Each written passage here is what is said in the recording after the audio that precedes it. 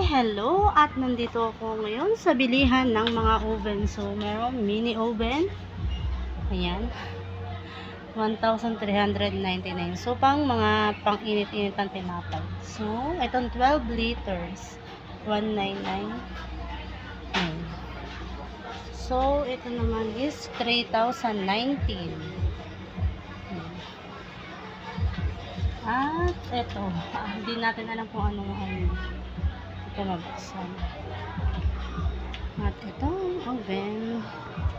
Ayan, puro oven tong mga to. Ito yung sa baba.